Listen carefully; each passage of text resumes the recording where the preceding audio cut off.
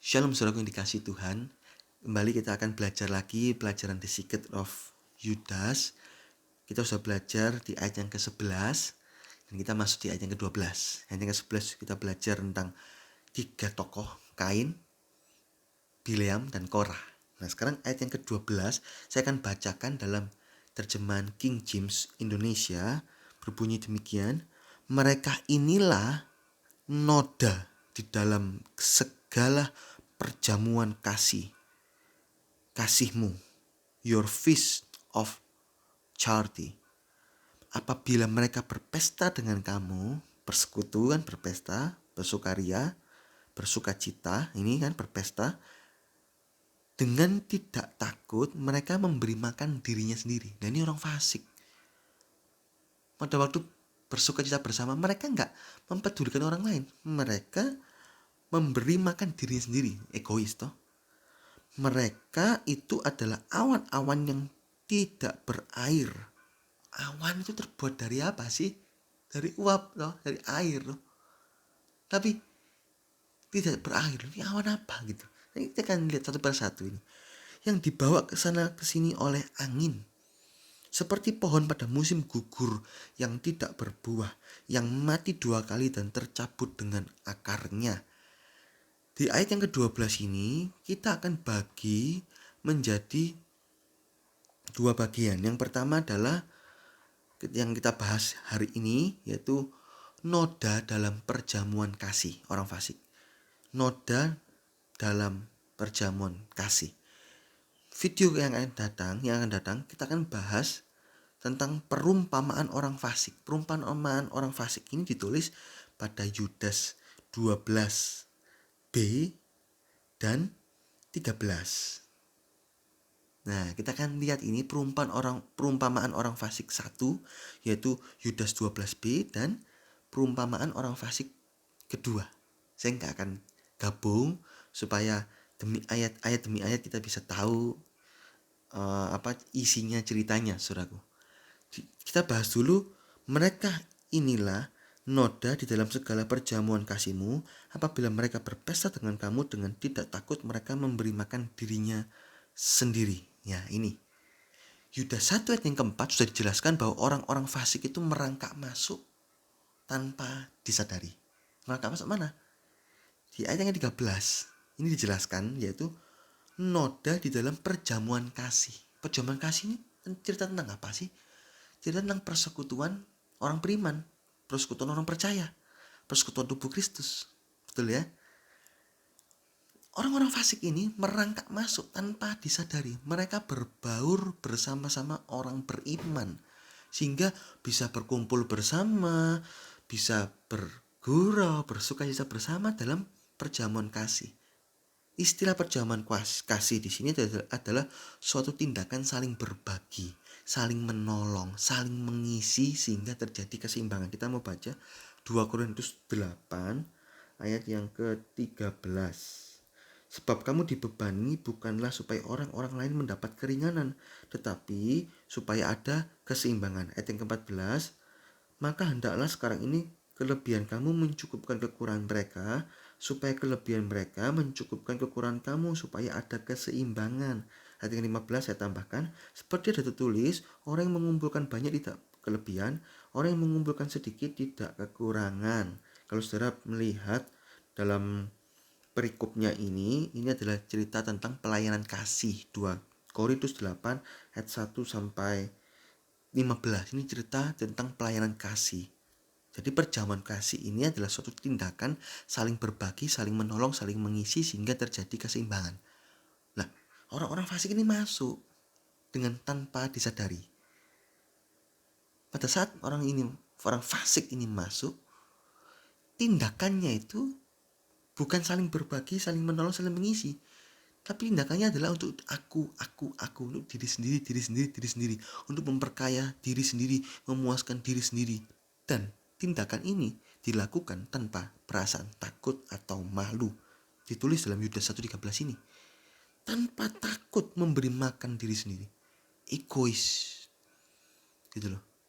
Kita bisa melihat hal-hal ini dalam persekutuan umat Tuhan, di mana ada orang-orang ikut menerima kasih, tetapi tidak ikut memberi kasih, sehingga menjadi noda dalam persekutuan. Ada kekotoran dalam persekutuan itu.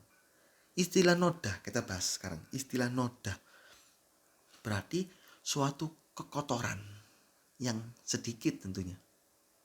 Kalau baju ada noda, gak mungkin noda sebesar ini. Ya kalau noda sebesar gini bukan noda, itu namanya baju kotor. Noda biasanya sedikit, walaupun tidak banyak, kecil-kecil tapi kadang-kadang 3, 4, ada 1, ya terserah. Noda itu kecil, tetapi bisa dilihat orang walaupun sedikit kecil.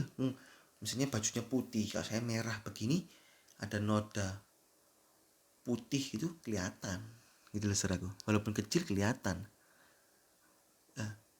Orang-orang yang tidak kenal Tuhan, mereka melihat itu noda di dalam persekutuan, melihat noda, dan mereka akan menghujat nama Tuhan. Roma 2:24. Orang Kristen ya, jahatnya bukan main. Orang Kristen ternyata ngemplang uangnya orang. Orang Kristen ternyata korupsi. Orang Kristen ternyata juga suka main-main ke lokalisasi. Loh, itu mereka menyebut diri Kristen, orang fasik ini Kristen, tapi mereka menjadi noda di dalam kekristenan itu, dalam persekutuan itu. Inilah orang-orang fasik yang berbulu domba, membuat nama Tuhan dihujat. Mereka mengaku Kristen padahal mereka orang fasik, sehingga dunia melihat mereka Kristen atau pengikut Kristus sebagai orang yang jahat, orang yang keji. Sehingga dunia, orang-orang yang kenal Tuhan itu, mereka malah males untuk ikut percaya Tuhan Yesus. Kenapa? Pengikutnya aja seperti itu, kasar begitu, jahat, kotor. Nah, ini saudaraku, kita sebagai orang beriman dilarang, saya katakan dilarang bergaul dengan orang-orang yang walaupun menyebut dirinya saudara, tetapi adalah seorang fasik. 1 Korintus 5 ayat yang ke-11. Tetapi yang kutuliskan kepada kamu ialah supaya kamu jangan bergaul dengan orang yang sekalipun menyebut dirinya saudara adalah orang cabul, kikir, penyembah berhala, pemfitnah, pemabuk atau penipu. Dengan orang-orang demikian janganlah kamu sekali-sekali makan bersama-sama. Apa artinya ini, saudara? Apa kita musuhan? Oh tidak. Arti jangan sekali-kali makan bersama artinya jangan bersekutu, melainkan salahkan dosanya. Efesus 5 ayat yang ke-11. Tadi 1 Korintus 5 ayat 11 disambung Efesus 5 ayat 11. Gampang ya ngafalnya. 1 Korintus 5 ayat 11, Efesus 5 ayat yang ke-11.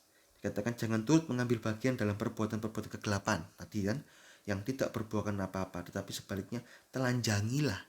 Dalam terjemahan lama itu salahkanlah, itu loh. Menyalahkan. Oh kamu salah, itu tandanya kita gak bersekutu. Misalnya ada orang itu suka bicara-bicara cabul. Jangan kita malah ikut-ikutan bersenda gurau. Jangan. Jadi ngawur kamu. Jangan ngomong seperti itu, kasar itu. Itu menyalahkan. Itu artinya gak bersekutu dengan kefasikan. Walaupun menyebut diri saudara, aku sama-sama Kristen, tapi aku korupsi. Jangan bersekutu dengan korupsinya. Salahkan. Walaupun kita sama-sama Kristen, tapi aku gak akan menyetujui kamu tindakan korupsimu itu. Gitu loh. Itu namanya tidak makan bersama. Tapi kalau kita diam aja, kita menjadi anjing bisu, kita diam-diaman aja, itu namanya anjing bisu. Dan itu sama Tuhan, orang yang tahu berbuat baik tapi tidak melakukannya, orang itu berdosa. Yesaya 56 ayat yang ke-10 itu anjing-anjing bisu tidak mau menyala orang-orang buta, pengawal-pengawal umat. Sudah tahu salah tapi buta, tak mau tahu. Anjing bisu, gak bisa nyala, gak bisa nyalahkan gitu loh. Ini saya tiba-tiba teringat, saudaraku. Saya mau tambahkan dalam penulisan saya, karena ini menarik, saudaraku. Pengajaran Yudas ini gak akan pernah berhenti. Walaupun saya sudah tulis ini begitu banyak. Saya sudah selesaikan Yudas ini sampai 51 lembar, saudaraku.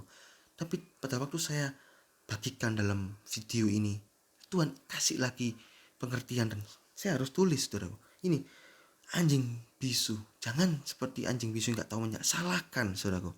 Salahkan. Sekali lagi, kita mengasihi orangnya tetapi membenci dosanya. Kita tegur, kita salahkan. Kita kasih orangnya, tapi kita tegur dosanya.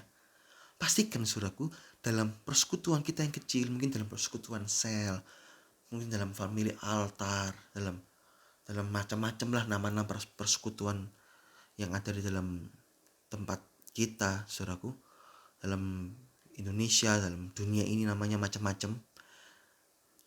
Itu yang kecil. Pastikan pemimpin-pemimpin rohani atau mungkin kita sebagai anggota yang terbeban akan persekutuan ini, jangan sampai ada noda, yaitu pribadi-pribadi noda, pribadi-pribadi yang tidak bertumbuh, pribadi-pribadi yang fasik, saudara. Pemimpin sel harus terbeban, juga kita harus terbeban juga yang akan hal ini. Nasihati, tegur, bimbing sehingga noda ini cepat-cepat dihapus. Kita nggak usah muluk-muluk kita mau menghilangkan noda kefasikan di Indonesia. Nggak bisa. Dunia itu pasti ada yang dinamakan kefasikan itu, tapi celakalah orang yang justru melakukannya. Minimal kita mau berperan dalam persekutuan kita, di dalam keluarga kita, di dalam orang-orang yang dibebankan dalam hidup kita. Mungkin kita dalam satu divisi dalam kantor, mungkin dalam satu lingkup kecil dalam kantor yang isinya cuma 2-3 orang. Ayo kita mau garami mereka.